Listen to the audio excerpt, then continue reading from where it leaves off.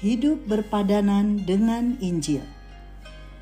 Hanya hendaklah hidupmu berpadanan dengan Injil Kristus, supaya apabila aku datang, aku melihat, dan apabila aku tidak datang, aku mendengar, bahwa kamu teguh berdiri dalam satu roh dan sehati sejiwa, berjuang untuk iman yang timbul dari berita Injil.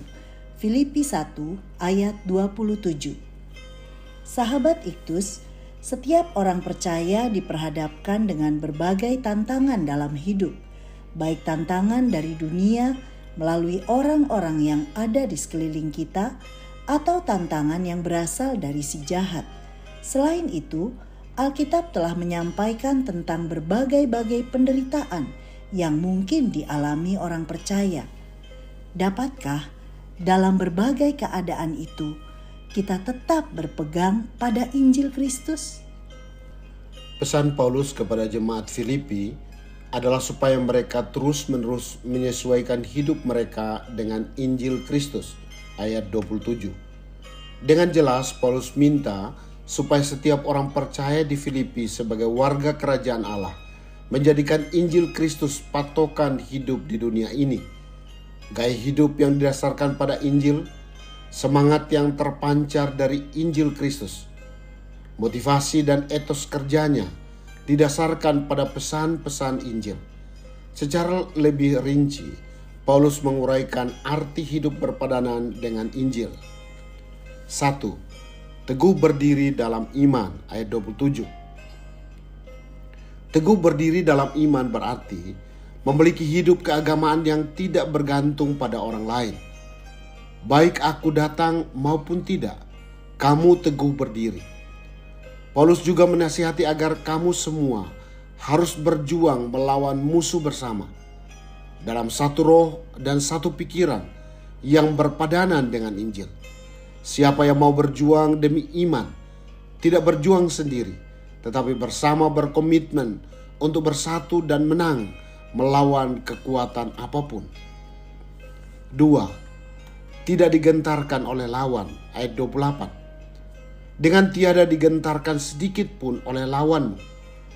Bagi jemaat Filipi, lawan adalah orang-orang yang tidak menyukai orang percaya, yakni lawan-lawan seperti orang Yahudi yang berkeliling, Kisah Para Rasul 17 ayat 13, atau seperti kaum Yudais dari gereja-gereja Galatia, Filipi 3 ayat 2-6. Bagi mereka, Injil adalah tanda kebinasaan. Tetapi bagi orang yang percaya kepada Yesus, Injil adalah tanda keselamatan. Dan keselamatan itu datangnya dari Allah. 3. Siap menderita untuk Kristus, ayat 29 dan 30. Bagi Paulus, penderitaan demi Kristus adalah karunia. Menjadi kehormatan bila seseorang menderita bagi Kristus. Karena itu berarti ia dipercaya untuk memikul salib dan mengikut Dia. Penderitaan merupakan latihan iman dengan melatih diri setia walaupun melewati menderita.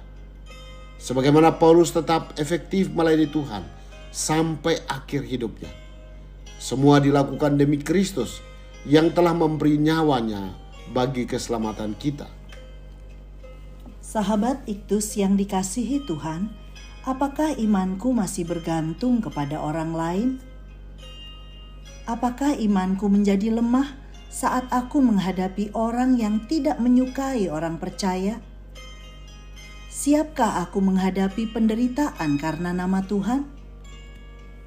Tuhan Yesus, biarlah hidupku tetap berpadanan dengan Injil dalam menghadapi situasi yang sulit sekalipun. Imanku tidak bergantung kepada kehadiran siapapun, termasuk para hamba Tuhan, karena aku tahu bahwa Engkau selalu ada. Bahkan dalam situasi di mana aku berada, di antara orang yang tidak menyukai pertumbuhan imanku, atau ketika Engkau mengizinkan aku mengalami penderitaan karena nama-Mu. Ajar aku setia sampai akhir sebagai pribadi yang tetap berpegang pada Injil-Mu. Amin. Tetap berpegang pada Injil-Mu sampai akhir hidupku.